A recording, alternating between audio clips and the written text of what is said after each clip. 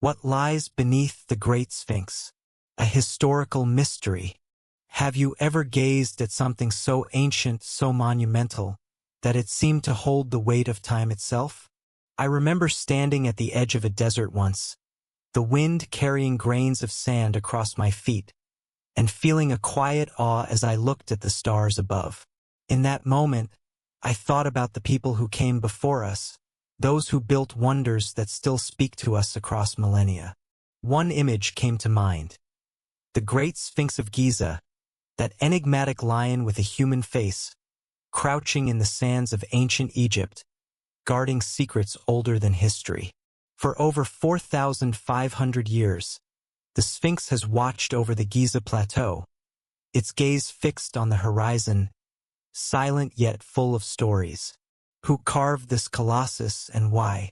What lies beneath its paws, in the hidden chambers whispered about in legends? The Great Sphinx is more than a monument, it's a historical mystery, a riddle carved in stone that invites us to explore the archaeology of ancient Egypt. Today, we'll journey to the sands of Giza, trace the Sphinx's origins, and chase the secrets of its hidden chambers, seeking answers to one of the world's greatest enigmas. Let's begin in the 26th century BCE, in the heart of ancient Egypt's Old Kingdom, a time when pharaohs were revered as living gods and the Nile was the lifeblood of a thriving civilization. The Giza Plateau, a rocky outcrop near modern Cairo, is a hive of activity. Thousands of workers, their hands calloused from hauling limestone, toil under the blazing sun. Priests in white linen chant hymns to Ra, the sun god, while architects with papyrus plans oversee the construction of the Great Pyramids, eternal tombs for the pharaohs Khufu, Khafre, and Menkaure. Amid this grandeur, the Great Sphinx emerges, carved from a single limestone knoll in the quarry that supplied the pyramids. Picture a creature 240 feet long, 66 feet high, its lion's body symbolizing strength and its human face radiating divine wisdom. Its head, adorned with a royal Nemes headdress, gazes eastward, as if welcoming the dawn. The Sphinx is a marvel of archaeology, a testament to ancient Egypt's artistry, engineering, and ambition. But who built it and for what purpose? These questions form the core of its historical mysteries, drawing us into the sands of Giza to uncover its story. The society of ancient Egypt was unlike any other, a civilization bound by faith, order, and the eternal cycle of the Nile. Pharaohs were not mere kings but divine intermediaries, ensuring cosmic balance through rituals and monuments. Their tombs, like the pyramids, were portals to the afterlife, where the Ka or spirit needed protection. The Giza Plateau was a sacred necropolis, its monuments aligned with stars and solstices, reflecting Egypt's obsession with eternity. Unlike Mesopotamia, where ziggurats rose in bustling cities, or the Indus Valley, with its practical urban grids, Egypt's focus was monumental, its art and architecture serving the divine. The Great Sphinx, carved from the quarry's bedrock, was no afterthought but a deliberate act, its lion form echoing the ferocity of Sekhmet, a warrior goddess, and its human face perhaps mirroring a pharaoh's divinity. This context, rich with spiritual and cultural depth, frames the Sphinx as a guardian of ancient Egypt. Yet its origins remain a puzzle, a historical mystery that archaeology seeks to unravel. Most scholars attribute the Sphinx to Pharaoh Khafre, who ruled around 255–825–32 BCE and built the second pyramid at Giza. The Sphinx lies near Khafre's pyramid complex, its body aligned with his causeway and valley temple, suggesting it was part of his funerary monument. Its face, some argue, bears Khafre's likeness, with high cheekbones and a regal jaw, though millennia of erosion have blurred its features. The quarry around the Sphinx provided stone for Khafre's pyramid, and carving the Sphinx may have been a practical use of surplus rock, shaped into a symbol of eternal protection. Ancient texts, like the dream stele erected by Pharaoh Thutmose IV in 1401 BCE, call the Sphinx Hormikhet, or Horus of the horizon, linking it to the sun god and royal power. The stele, carved between the Sphinx's paws, tells of Thutmose, then a prince, napping in its shade and dreaming the Sphinx promised him the throne if he cleared its sand. Thutmose obeyed, becoming pharaoh, and his story suggests the Sphinx was revered as a living deity, a guardian of ancient Egypt's sacred order. This theory, supported by archaeologists like Mark Lehner, paints the Sphinx as Khafre's legacy, a colossus to ensure his soul's journey to the afterlife. Yet not all agree. In the 1990s, geologist Robert Schoch proposed a radical alternative, arguing that water erosion on the Sphinx's enclosure deep, vertical fissure suggests it predates Khafre, perhaps to 7000 BCE, when Egypt's climate was wetter. Schoch's theory, backed by climatologist John Anthony West, implies a lost civilization, predating known Egyptian history, built the Sphinx. This challenges mainstream archaeology, which finds no textual or artifactual evidence for such an early date. Critics like Zahi Hawass argue the erosion is from groundwater or wind, not ancient rains, and Khafre's timeline fits the Sphinx's style, its headdress, proportions, and quarry context. The debate, fierce and ongoing, fuels the historical mysteries of ancient Egypt, with Schoch's claims echoing fringe theories of advanced prehistoric cultures, akin to Atlantis or the Library of Alexandria's lost knowledge. While mainstream archaeology holds firm, the water erosion theory keeps the Great Sphinx's origins among the greatest ancient enigmas, inviting us to question the timeline of human achievement. Let's imagine a worker named Ammonius, a fictional stonecutter in Khafre's time, to bring the Sphinx's creation to life. Ammonius lives in a mud-brick village near Giza, waking before dawn to the sound of his wife, Nefert, grinding barley for bread. His hands, calloused from years of wielding copper chisels, bear scars from the quarry's sharp limestone. Each morning, he joins thousands masons, haulers, scribes in the shadow of Khufu's pyramid, their voices mingling with the clink of tools.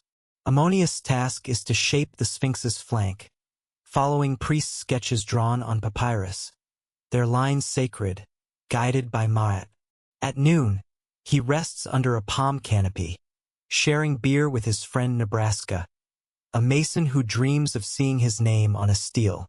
They whisper about the Sphinx's purpose. Some say it wears Khafre's face. Others believe it's Ra himself, watching the stars. At night, Ammonius returns home, his son, Hori, asking why the Lion Man stares east. It sees the sun's birth, Ammonius says, and guards our king forever. When sandstorms bury the Sphinx, Ammonius labors to clear it, believing it pleases the gods. One evening, he dreams of a chamber beneath the paws, filled with golden scrolls, a tale he heard from a priest. The dream lingers, filling him with awe. Ammonius' story, though imagined, captures the human heart of the Great Sphinx, a window into ancient Egypt's devotion, labor, and faith that archaeology alone can't reveal. His life, like the Sphinx's gaze, is a thread in the tapestry of historical mysteries, weaving human dreams into eternal stone. The Sphinx's construction was a feat of ingenuity, requiring not just muscle but precision. Workers, likely skilled laborers rather than slaves, used copper tools to carve the limestone, shaping it over years. The quarry's natural knoll dictated the Sphinx's size, but its formlion's body, human head, was deliberate, blending strength with wisdom. The head, carved from harder stone, resists erosion better than the softer body, which shows deep weathering. Scaffolds and ramps, similar to those for the pyramids, allowed workers to reach high, while star alignments guided the Sphinx's orientation. The Neme's headdress, with its pleated folds, and the false beard, now lost, marked it as royal, a pharaoh's image writ large. This craftsmanship, honed in ancient Egypt's workshops, reflects a society where art served eternity, unlike Mesopotamia's clay tablets or Indus seals, which prioritized utility. The Sphinx's creation, a symphony of labor and faith, underscores its role as a guardian. Yet its purpose sparks endless debate, a historical mystery that archaeology seeks to unravel. What was the Sphinx's purpose? Beyond protecting Khafre's tomb, it held profound meaning. In ancient Egypt, lions symbolized power and protection, roaming the desert as embodiments of Sekhmet, the warrior goddess. The Sphinx's hybrid foreman and beast may represent the pharaoh's divine authority, uniting human intellect with animal might. Its eastward gaze aligns with the sunrise, suggesting a solar cult, where the Sphinx greets Ra each dawn, ensuring cosmic order. The dream stele reinforces this, portraying the Sphinx as a deity, its sand clearing a sacred act. Thutmose's tale, blending myth and history, underscores its spiritual role, a sentinel of ancient Egypt's eternal cycle. Yet, the Sphinx's silence invites bolder theories. Some, like 19th-century occultists, saw it as a repository of ancient knowledge, a vault like the Library of Alexandria, hiding secrets of a lost age. Others, inspired by astronomical alignments, propose it marks the constellation Leo, rising with the sun in 10,500 BCE, a theory tied to Shak's early dating but lacking textual support. These ideas, though speculative, enrich the historical mysteries, making the Great Sphinx a canvas for our dreams, a symbol of ancient Egypt's quest for eternity. The Sphinx's cultural role evolved over time, reflecting ancient Egypt's shifting sands. In the New Kingdom, it was a pilgrimage site, its chapel adorned with offerings. Middle Kingdom pharaohs like Amenhotep II built near it, honoring its sanctity. By the Greco-Roman period, it was a tourist attraction, with Greek travelers carving graffiti on its paws.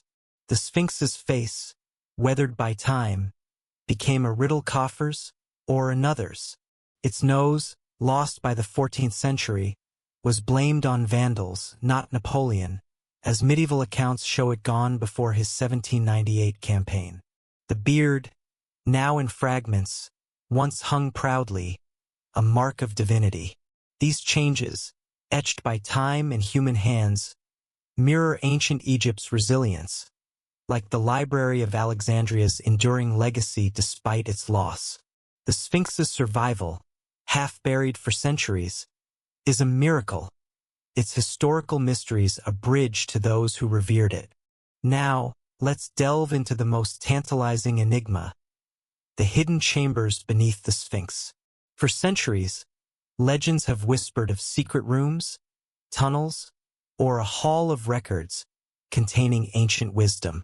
The dream stele, with its cryptic mention of a great cavern, fuels these tales, suggesting spaces beneath the pause.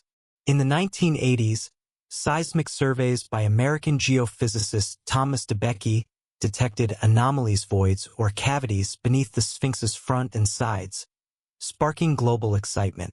These findings hinted at man-made chambers, perhaps holding scrolls or artifacts. In 1996, Egyptologist Zahi Hawass drilled near the pause, finding natural fissures but no artificial rooms, dampening hopes. Yet, the myth persists, amplified by 20th-century mystic Edgar Cayce, who claimed Atlanteans hid a library under the Sphinx around 10,000 BCE, to be found in modern times.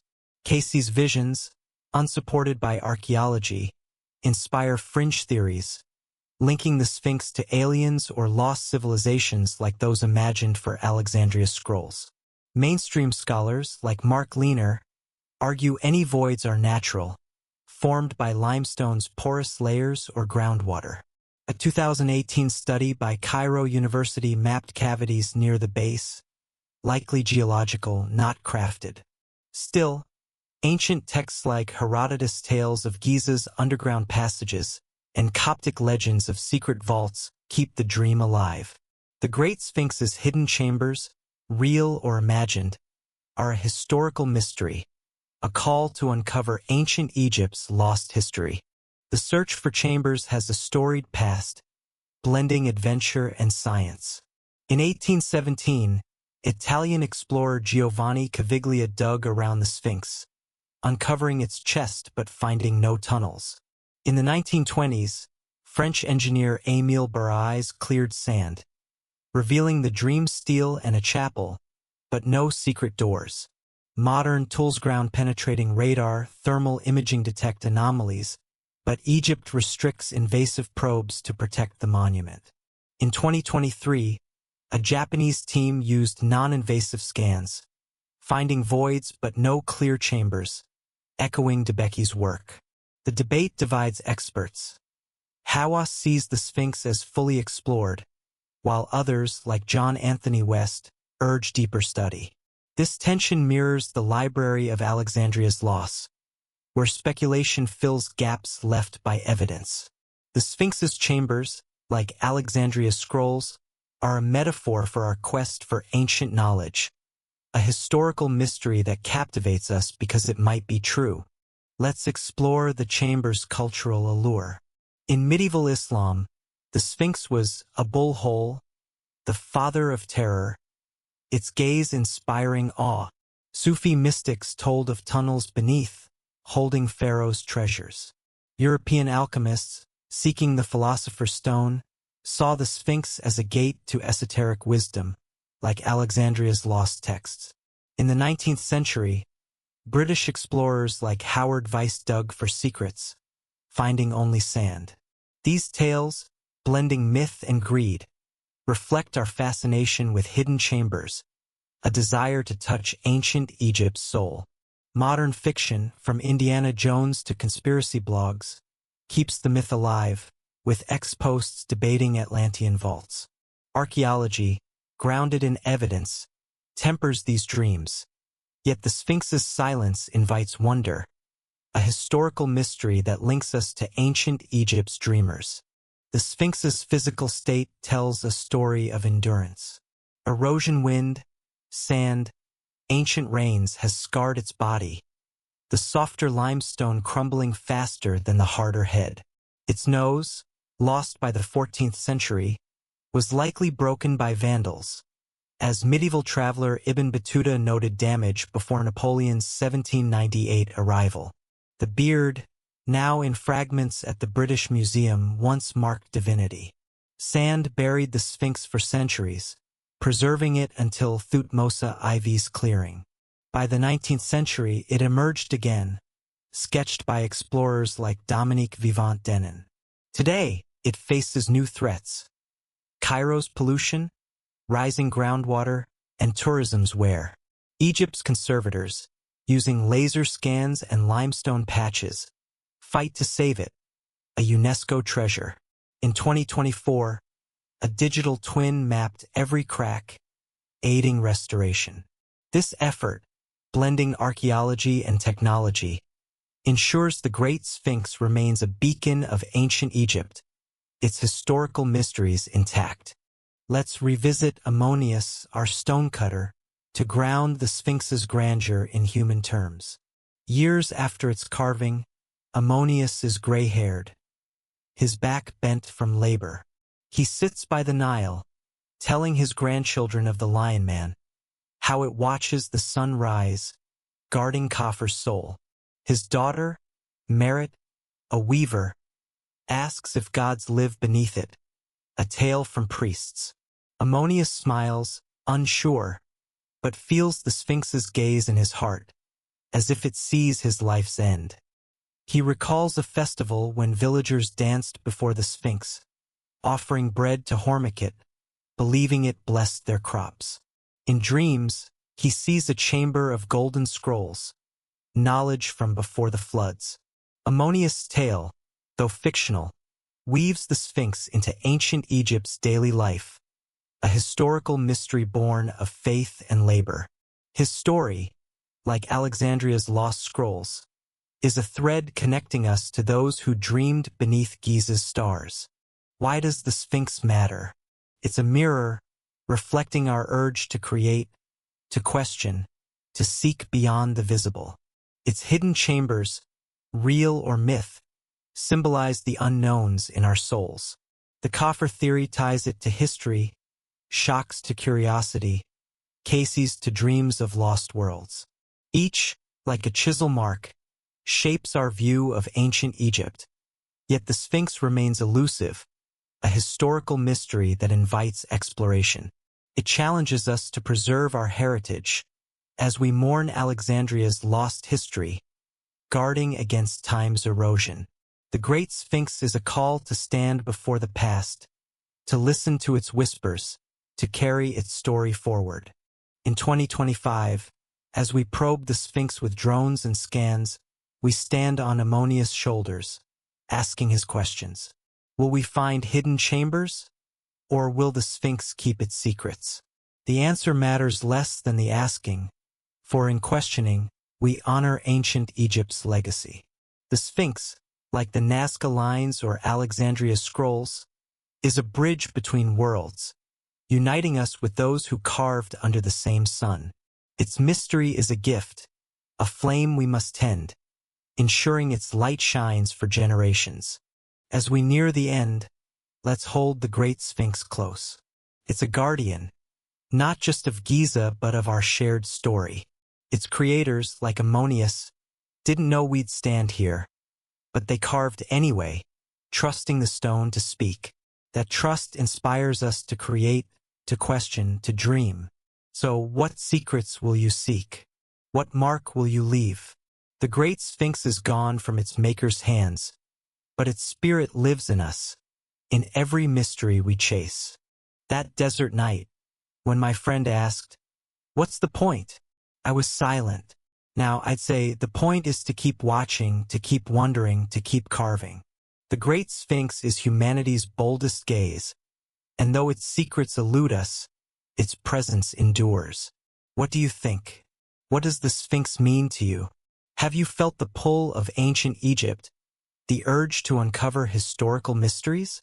Share your thoughts in the comments. Tell us what inspires you, what enigmas you want to explore. If you're captivated by historical mysteries and the wonders of archaeology, subscribe, hit that bell, and join us for more tales weaving past and present. The Great Sphinx is ours to carry forward. Thank you for journeying through Giza's sands with us. Until next time, keep chasing the secrets carved in stone.